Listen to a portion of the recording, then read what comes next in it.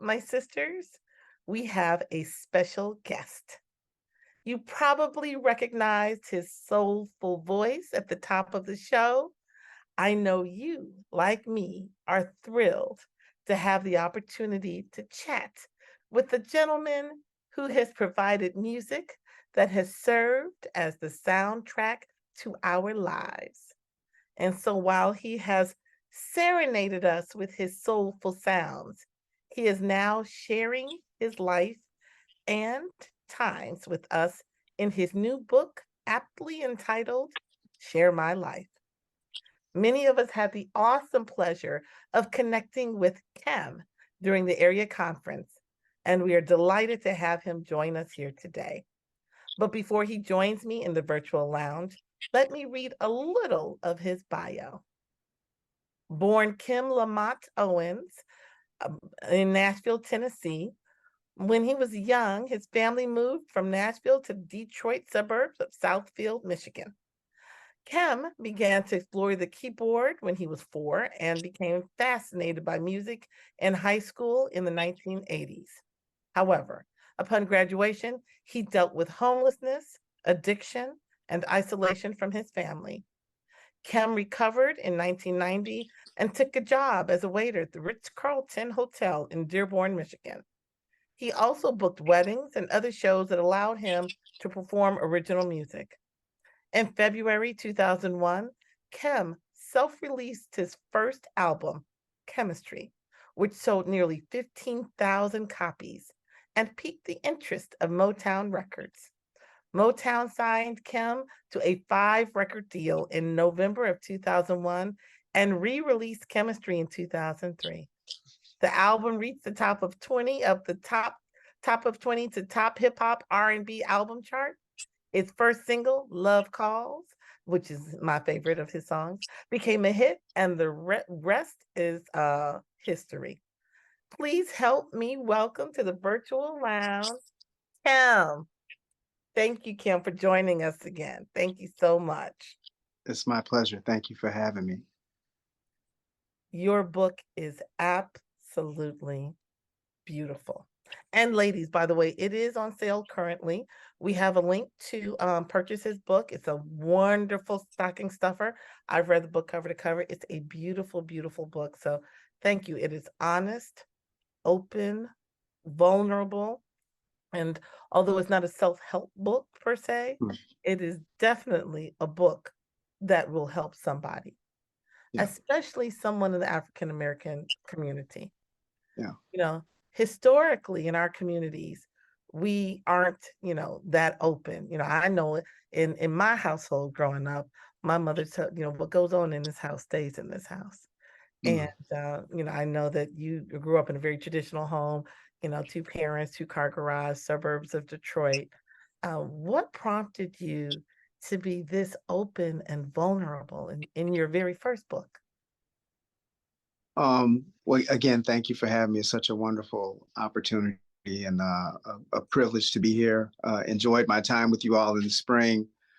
So I feel like I'm with family here. My book is has been transformative for me.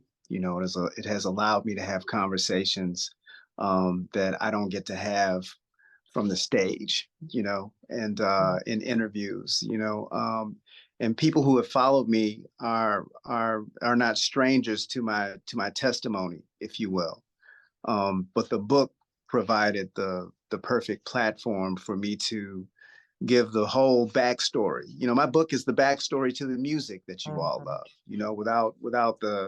Without the trauma and the tragedy and the triumph of my life, there is no love calls. There is no chemistry. Mhm. Yeah, there's a scripture that I love that says all things work together for the good of those who love the Lord and are called. So whatever, all the things that I had to go through to get Perfect. to this place, helped make me the man that I am, and it helped shape the music. And I wrote the book because I have experienced great transformation in my life because people have shared their stories with me.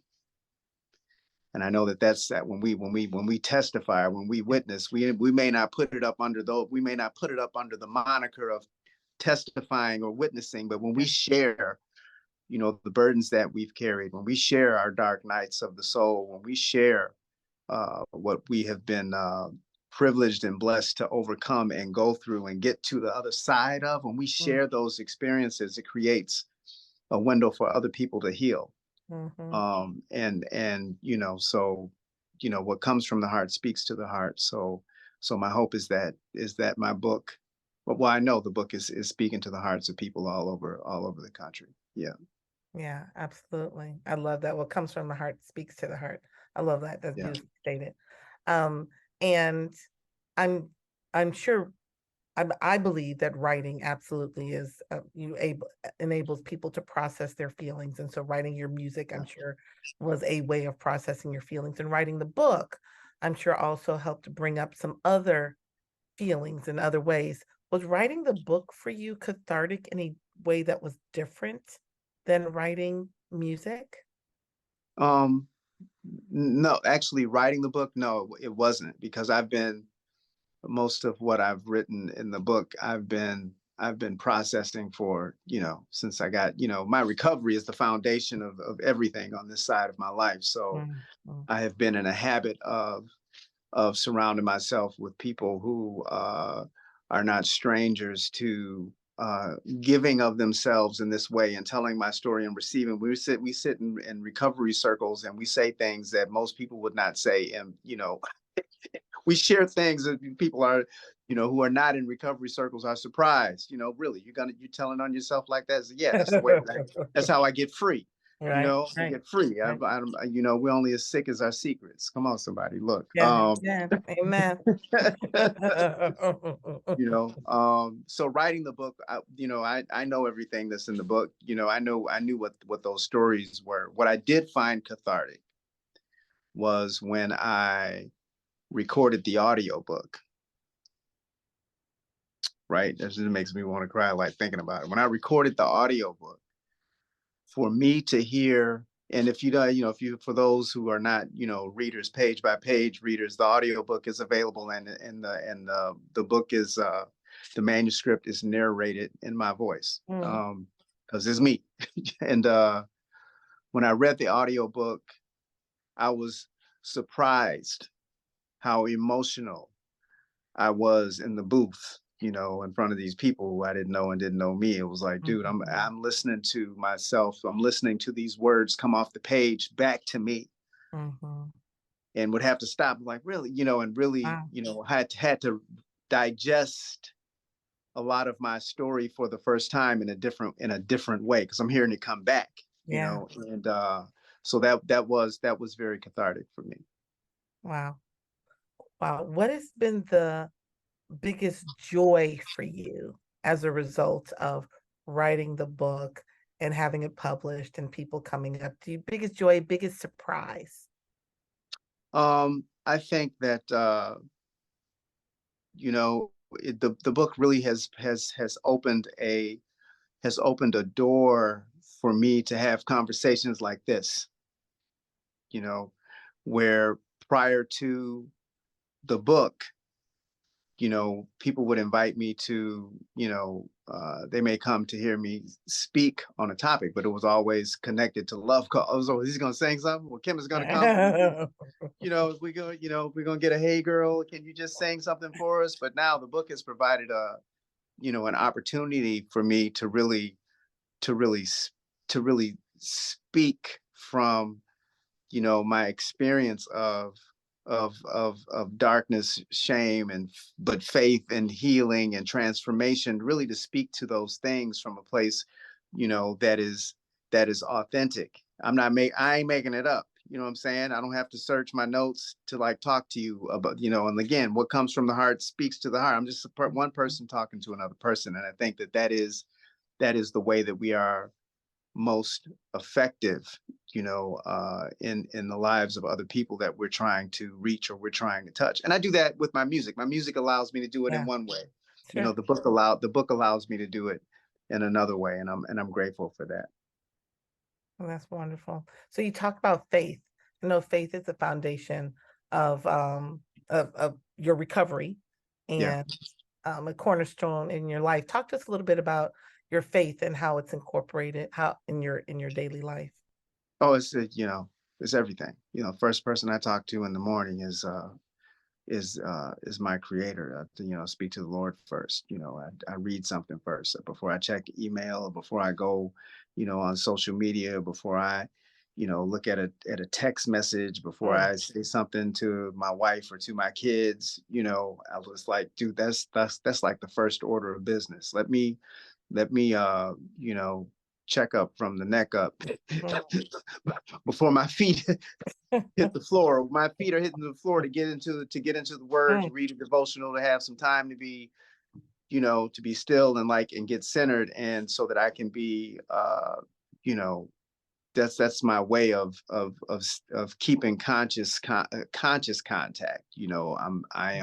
I see everything through the lens of my recovery and of my faith. And that doesn't mean that, like, I'm not always walking a straight line, but I'm always conscious that when I'm okay. not walking a straight line, I know I'm not You walking a know, you're straight aware. line.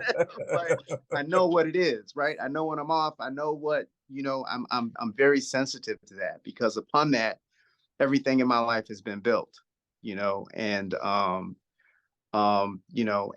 the, I don't, there's nothing else for me to turn to, other than my faith, and though I try to keep an open heart and love people, and embrace people of all, and I do embrace people of all kinds of backgrounds. People who are not operating from a place of faith make me nervous.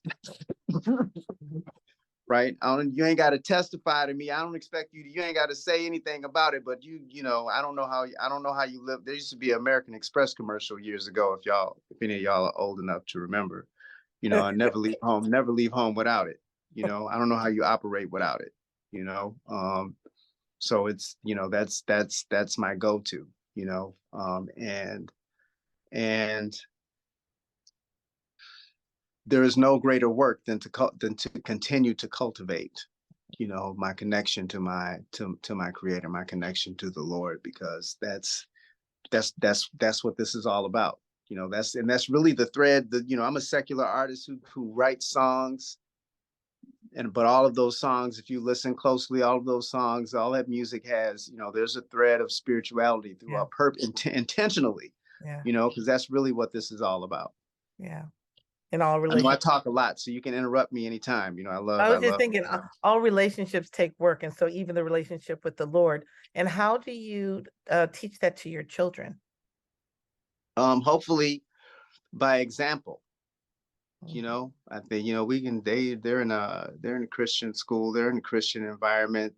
They, know all the songs. They pray before we have as children, we learn the routine. We learn we mhm, learn that. But in order to get mhm, that, in order to really like go in on it, it's like it has to be, you have to be living by example.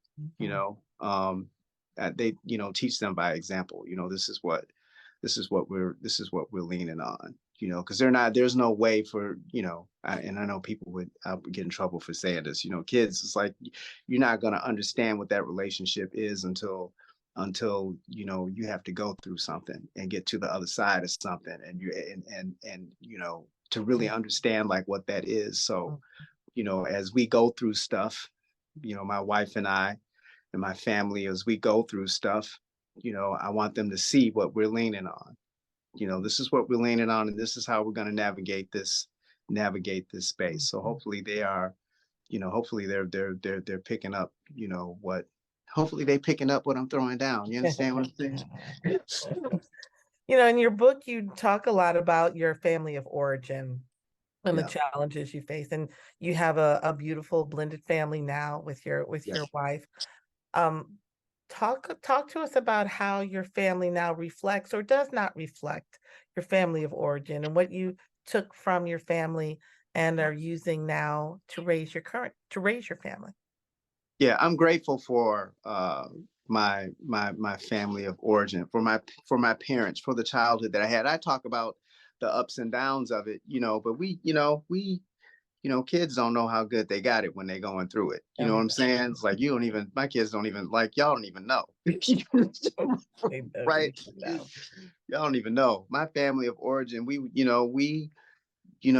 I don't know that anybody has a completely normal family, right? Or, there's dysfunction and there's a degree, a level of dysfunction in every family, I believe. And I'm grateful for that. My family and I have done, my parents and I have done a lot of great work to get to the other side, of our dysfunction. My mother's in recovery. My dad is no stranger to recovery circles. I mean, we all know the language. We all know, Mm. the ins and out of what that dynamic is. So, um, my dad and I had a tumultuous race relationship when I was living at home, but had it not, but my dad has also shaped the father that I am. You know what I'm Mhm. saying? I mean, he Mhm. shaped, my dad he was present, involved, and engaged to like the best of his ability. He was a great, provider.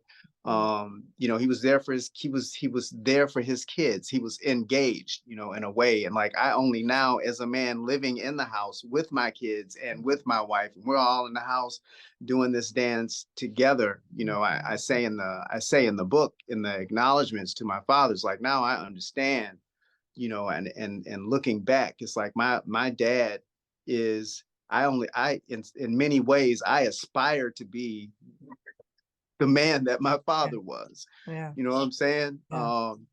And it has shaped the way that I deal with my kids. The and to be able to, my dad and I didn't have the, we're hugging on each other and laying up on him. We didn't have that. But I understand. But I do have that with my kids. With my sons Mhm. now, I get that.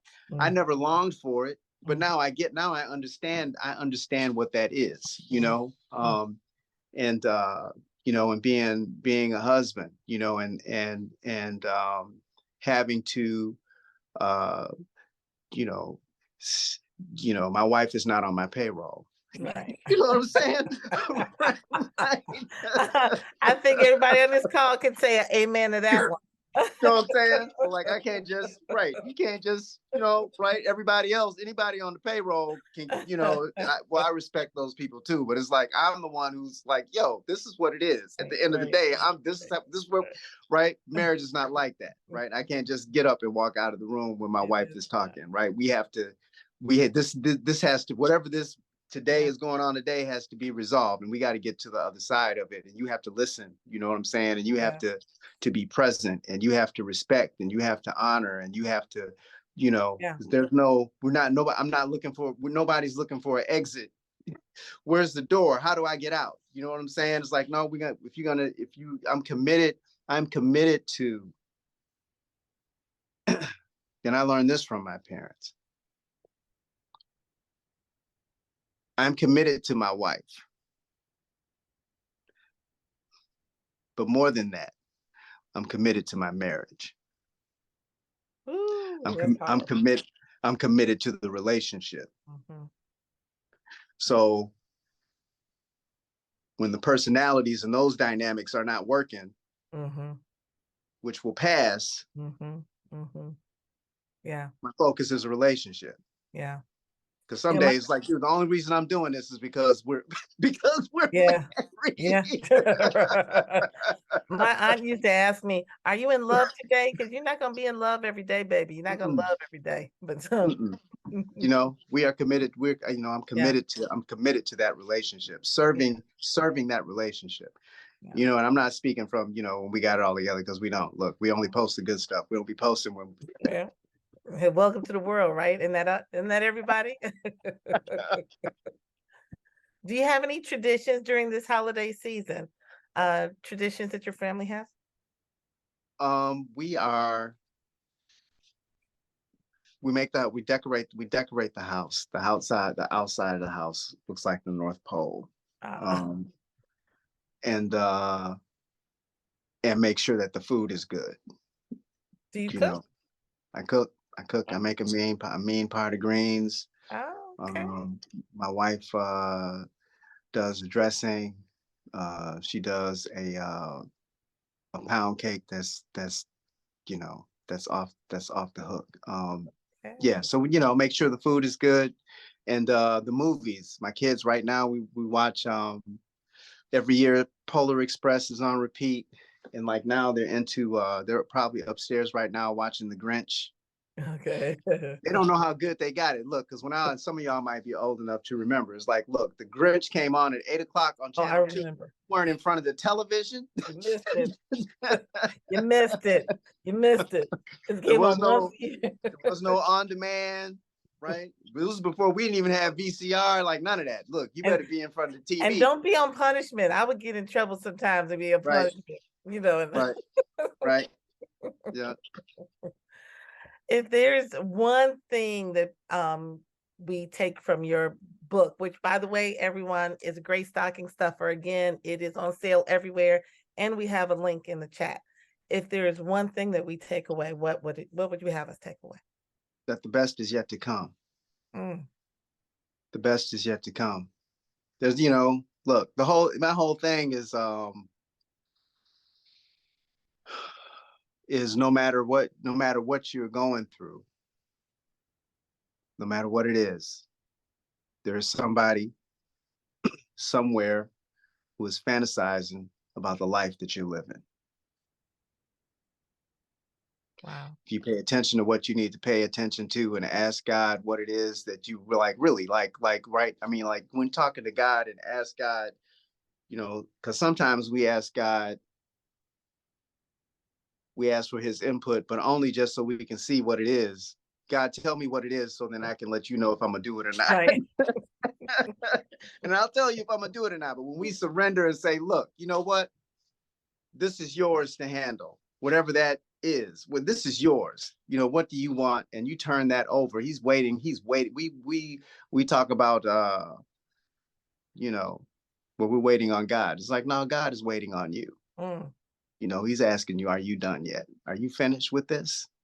If you're done, then I can work with you and we can get to the other side of what this is and not only be a blessing to you, but to a blessing to everyone you come in contact with. Get to the other side of it, and that's possible. The best is yet to come. He's not done with you yet. I love that. Beautiful. Again, your book is absolutely beautiful, and your life is too.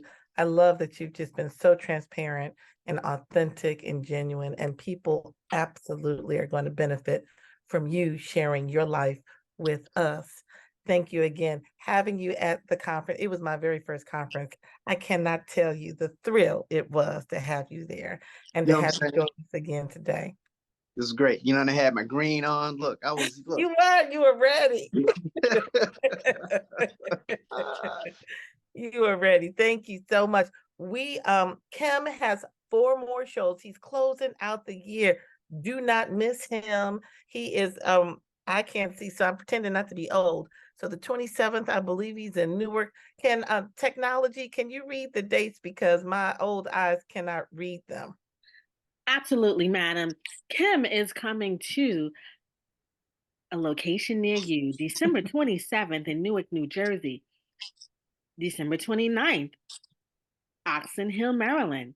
December 29th, I'm sorry, December 28th, Oxon Hill, Maryland. December 29th, Richmond, Virginia. And he's closing out the year, December 31st, in Oakland, California. And the 28th, for those of you, that's MGM, for those of you who don't know, right down by National Harbor. So it says Oxon Hill, but it's National Harbor, MGM. So I think I'm gonna try to get me a ticket. I didn't realize you're gonna be in my back door. Come So, on, I got your tickets. I got your tickets. We got you. Come okay. on out. We got you. Okay, I'm coming. I'm coming. Don't act like you don't know me. So thank you, Kim. Thank you, thank you, thank you again for joining us. We love you. We appreciate you. Thank you for, sharing all that you have with us in the world. Thank you. Well, thank you for having me. Have a good night. Happy holidays to everybody. Happy holidays. Good night. Good night.